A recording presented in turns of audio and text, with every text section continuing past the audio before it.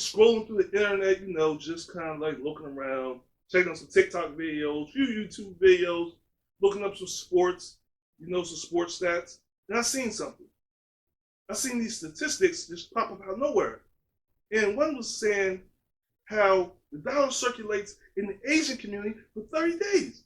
And I was like, wow. Then I seen in the Jewish community, the dollar circulates 20 days. Then I seen the Latino community, the dollar circulates 15 days.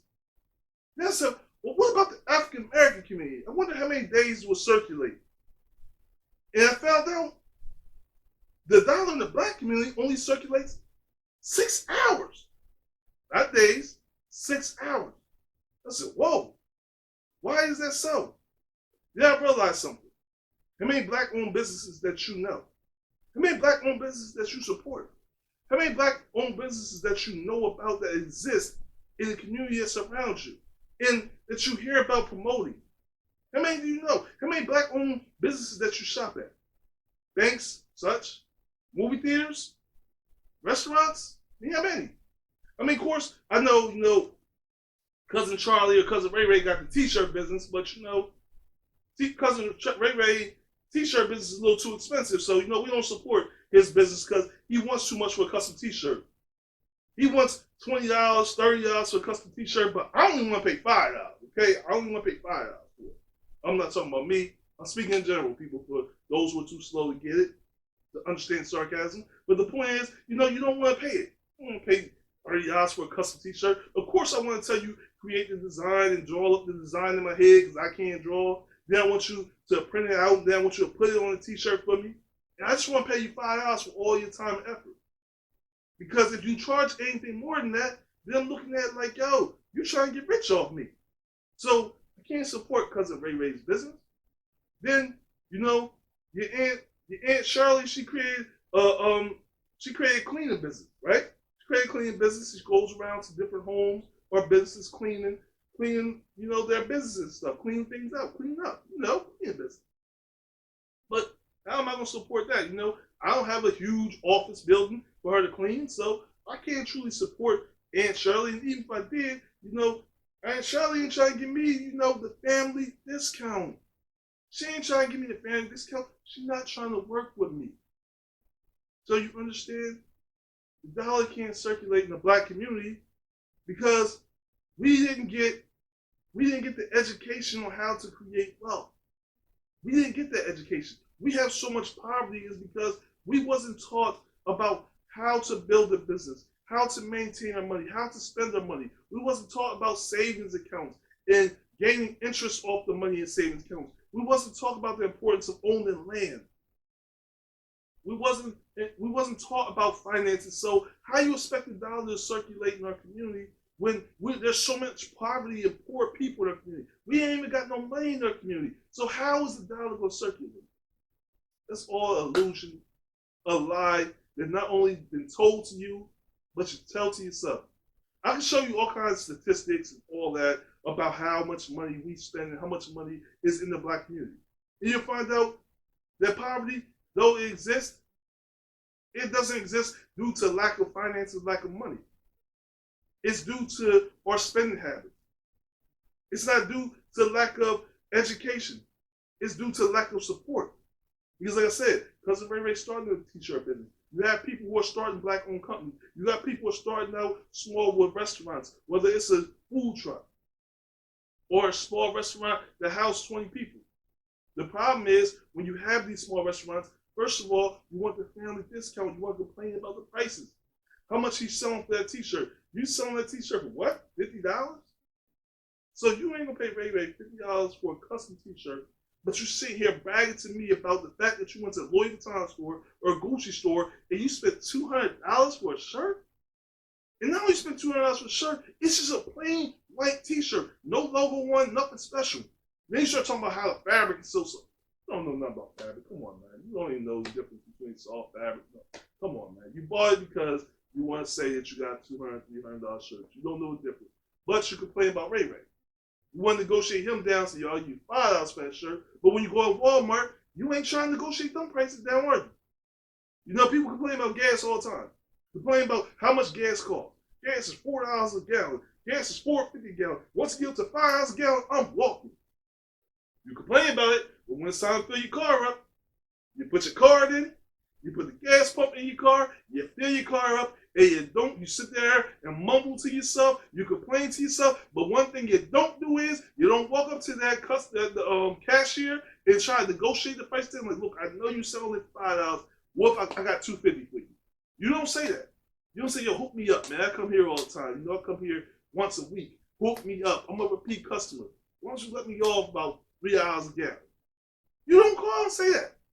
You sit there, you bitch and moan, but you put the gas in there, you pay them, and you go right about your way, and you're going to do it again next week. You know why? Because you need the gas. That's what you're going to say. I need the gas. I don't need Cousin Ray Ray's t-shirt. I don't need Aunt Shirley, her cleaning business, but I need this gas. Problem is why the black dollar doesn't circulate is because we have a lack of support in our community. We have a lack of belief that we are able and capable of supporting each other. We have a lack of belief that we have the finances to circulate.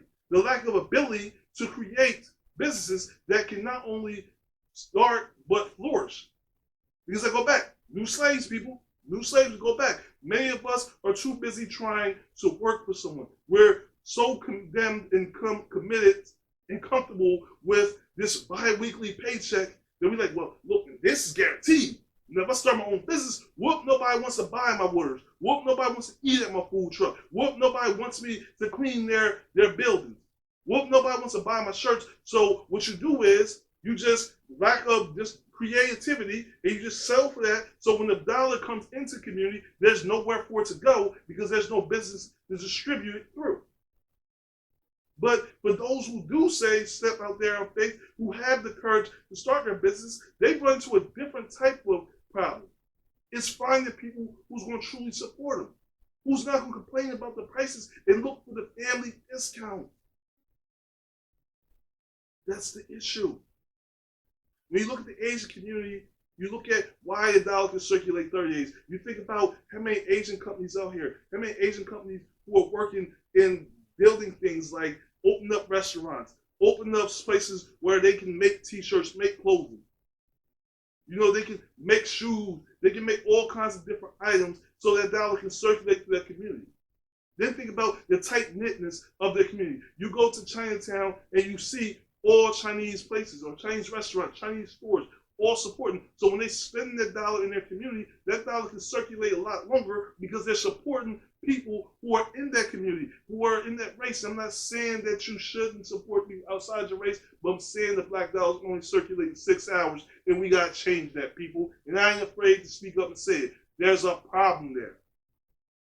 Point being, Asian people ain't sitting here apologizing about the fact that they support they let the dollar circulate through their own family and through their own community. You go into Little Italy is not complaining. They're not sitting here apologizing for letting their dollar circulate in their community. You go in the Jewish community, they're not complaining or sitting here apologizing for letting their dollar circulate through their community. So why should we? Why should I apologize for saying, yo, we got to let the dollar circulate through our community?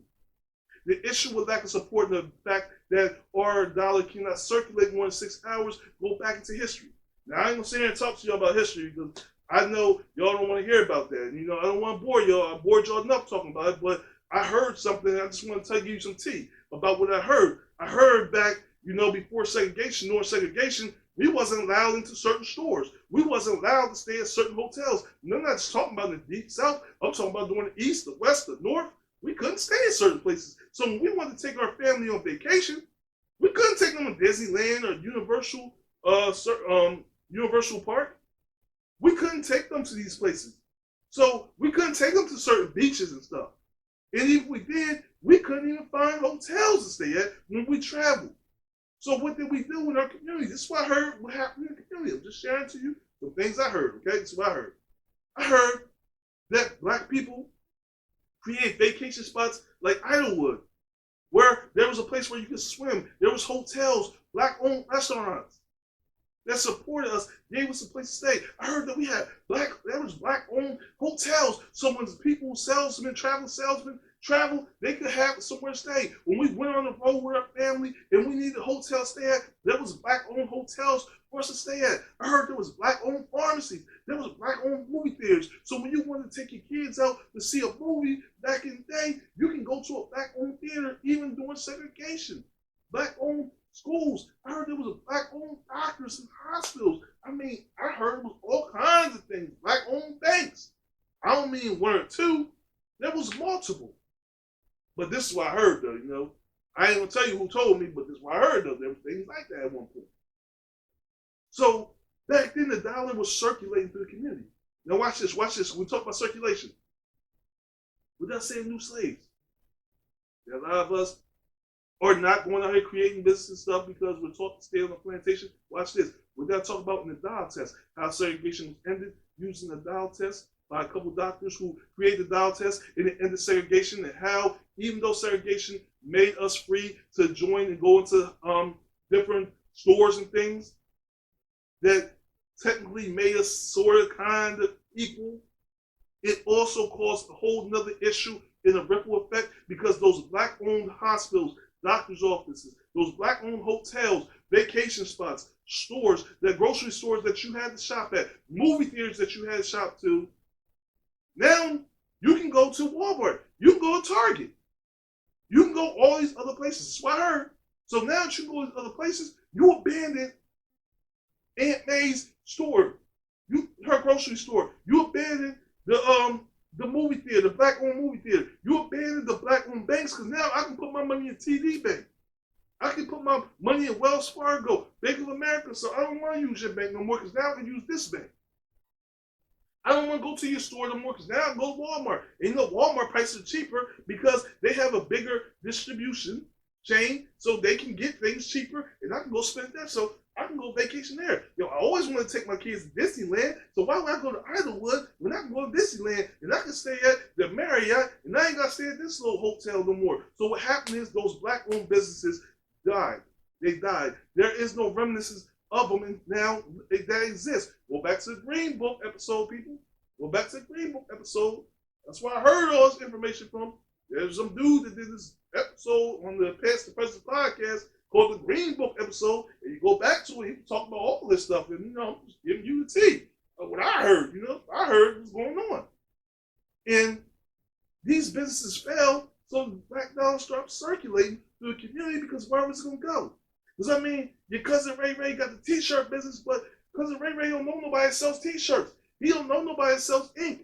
So when he buys ink that he's making, when he's making money from you, when you do support the T-shirt business, where is that money circulating to? Because once it hit his hand, then he got to re-up on his T-shirts, the ink, other supplies. But there's no black-owned businesses selling ink, so you got to go outside the community to buy ink. He's like, man, I need some more T-shirts to replenish my T-shirt stock. But there's no black-owned businesses selling T-shirts. So I got, once again, go outside my community. So that dollar didn't exist or stay long in the black community because once you gave it to cousin Ray Ray and he had to replenish his stock, he had to go outside. You know how many scholarships are given out for people who want to be chemists, want to get into science? Because there's such a lack of it, especially in the black community. And when you talk about Aunt May's cleaning business, what do they use to clean? They use all kinds of different chemicals and stuff to wipe down the countertops and sanitize different places. They use all kinds of different chemicals, but where's Aunt May buying these chemicals at that she's going to need when she replenishes to clean these places? Because if there's a lack of scientists, of black scientists who are able to create these chemicals, if there's a lack of black people who are creating these chemicals, then when Aunt May is out here replenishing her stock of chemicals, and even vacuum cleaners, the money is leaving her quickly. It's leaving our community because she has to go outside of our community to purchase the thing she needs to continue her business. But that's what I heard, though. That's what I heard. You know, the dollar's only circulating 6,000. I heard, people. I'm telling you what I heard, okay? Something I heard, man. Also, it's information. You ain't got to believe me. Check for yourself. That's what I heard. But then we talk about how we don't have generational wealth and how generational wealth was stripped from us during slavery, because I heard that too, you know, during slavery, that, you know, we were stripped of our culture or history, And when we brought here, they were stripping us of our homes. They stripped us of our ownership and our ability to own land, own businesses. They stripped us of our ideas. Then we go to these schools and they don't teach us nothing about finances. So what do we teach our children about finances? We don't know what to teach them or how to teach them about finances because we don't know. But still, as parents, you don't tell your child you don't know. You try to teach your child anyway. And my wife let me hear a video, and it was very interesting. She always give me these videos and send me these videos that stimulate my mind, cause me to think. And the video had a young lady on there talking about why kids stop listening to their parents. And the reason is because they find out their parents don't know nothing. Their parents don't know nothing about finances. Their parents don't know nothing about teaching them how to create a business. Their parents don't know nothing about creating wealth. Their parents don't know nothing about the importance of buying life insurance.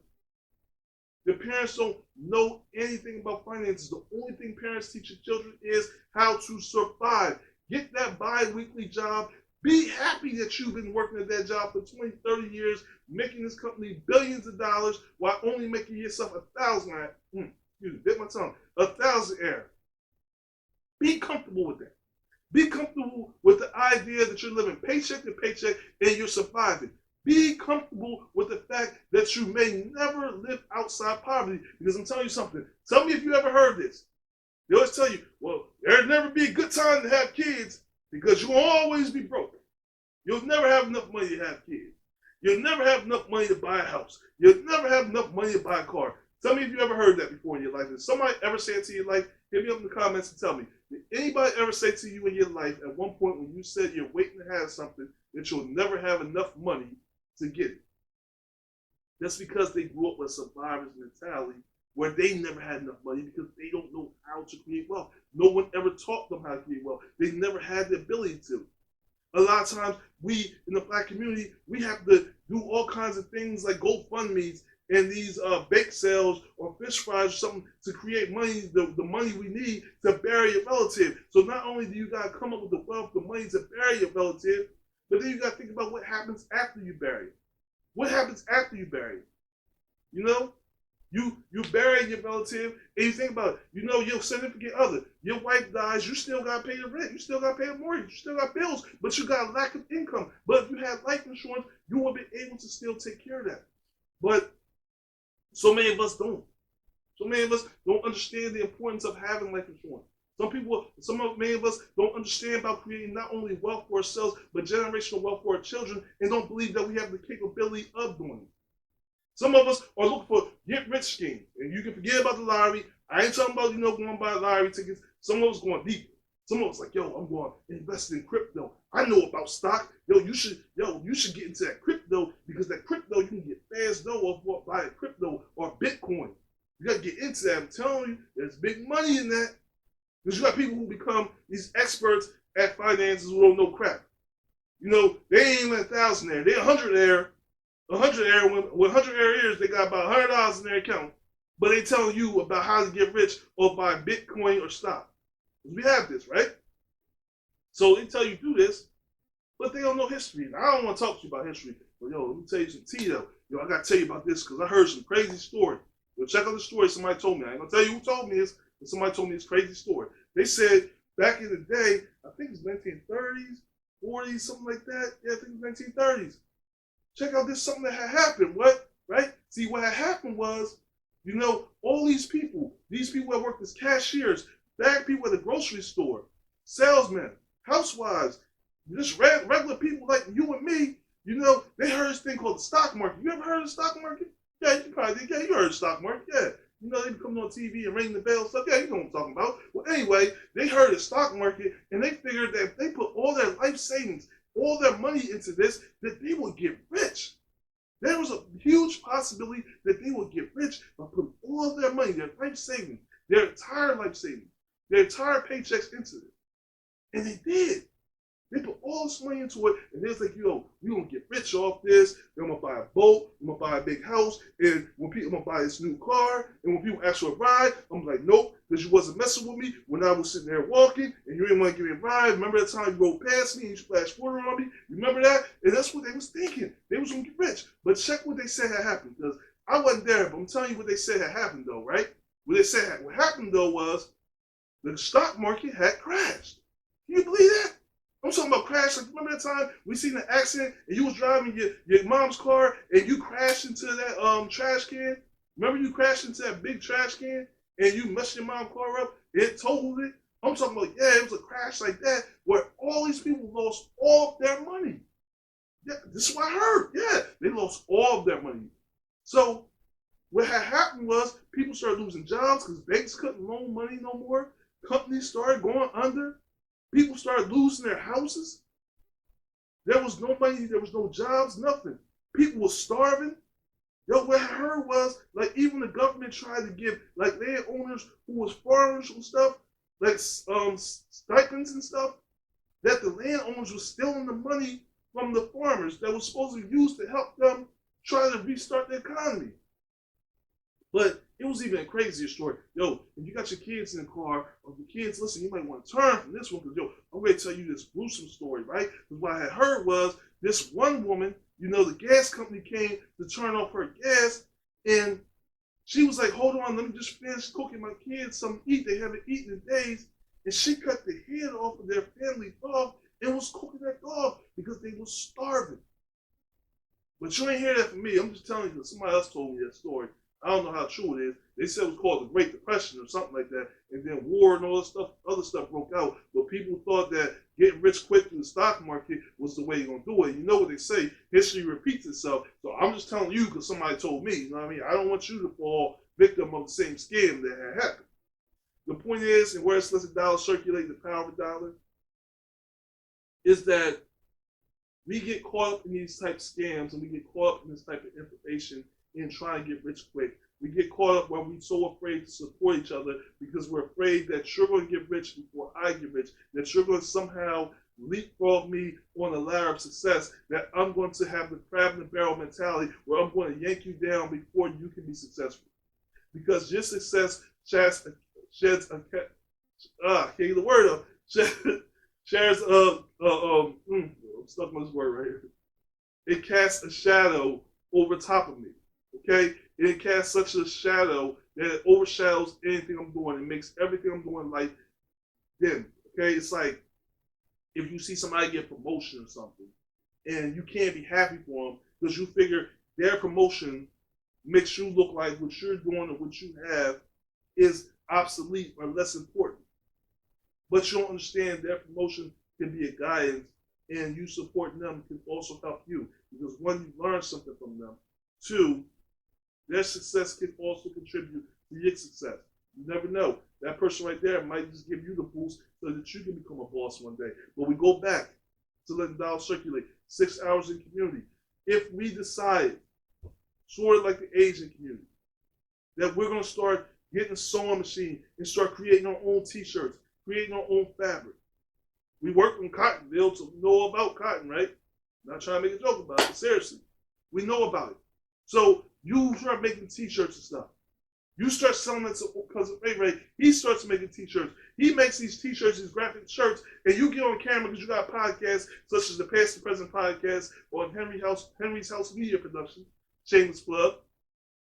And you start, instead of wearing other people's clothes who don't pay you for wearing their designer clothes, you start branding yourself and wearing your stuff. Then you start selling your clothes. You start selling your clothes. Maybe it's a mom and pop spot, you know, that want to start their own gallery or boutique, and they decide to sell your clothes, black owned. Then they start selling it. And then the black community like, yo, I'm digging Alan's shirt. I'm digging that graphic shirt, and they want to buy it. You see how long that dollar starts to circulate, how it expands from 6 hours to 2 days, to 3 days, to 20 days, to 30 days, to 60, to 90 days, because the money starts to circulate. It creates a pipeline where the money can start to travel because we start supporting each other. We start out with just making a shirt, sewing a shirt, to making that shirt and selling that shirt to a person who's trying to make t-shirts. Then we take those t-shirts and we start selling them t-shirts to somebody who wants to brand themselves because they want camera, they want video, they got their own podcast, they got their own show. They want to brand themselves, and then that person takes that and they say somebody else like, yo, I got a boutique. I got somewhere where I sell clothes. Let me sell my clothes. Let me buy clothes from you. and start selling them to the community. Then you see communities start buying your clothes, and look how that dollar starts to circulate through the community. Look how it starts to revive itself and build up a community. Look how working together and networking starts to create wealth, not for one person, but for all of us. Look how we start to be able to communicate, to create wealth in our community, to build ourselves up, to lift ourselves out of poverty. And you know the most interesting thing about this is we didn't have to go sit between no class to teach us about how to handle finances. All we had to do was learn how to use the talents that we already have that exist inside of us. Use the creativity that exists inside of us. All we had to do was network, to negotiate and work out a price that's not only reasonable for you as the buyer, but reasonable and respectable for the seller. Then look at how we can build ourselves and build ourselves up, not by sitting here stepping on the back of others, by reaching out and trying to help each other. And then we'll see the dollar start to circulate the whole entire community. We start building it up. We see businesses start to build up. We see hotels starting to exist, doctor's offices, pharmacies starting to exist, because we see that we can help each other build up without feeling like we're sacrificing or taking something from ourselves by just sitting here buying something and then selling something, and then the money coming right back and circulating right back. It just keeps going in a circle, keeps going in a circle. So we never lose it. We're never losing anything because we're gaining, we're building. But that's the art of letting the dollar circulate in the Black community. Buying, distributing, supporting each other is how we create wealth and we lift ourselves out of poverty. Not waiting for someone else, an entity, a company, or a government system to help us, but learning how to not only help ourselves, but help each other. Becoming a community. And I mean actual community, not a community like I live next door to you and somebody live across the street. Being a community of people who support, generate wealth for each other, network with each other, and help build each other up and support each other. That's how we let the dollar circulate, and we move from 6 hours in the Black community to 90 days in the Black community. That's how we create wealth. That's how we create success, not just for ourselves, but for others. Wake up, people. Wake up. The time has come where we need to do it. Where we need to do it now. Support yourself. Let the dollar circulate. I want to thank you for joining me for another episode of Chaos President Podcast. Remember to like, comment, subscribe to this channel. Let this show circulate and share it to as many people as possible. I want to thank you for being here. And until the next time I see you or talk to you, I only got a few things left to say to you. Stay woke, stay focused, most importantly, stay tuned. Peace.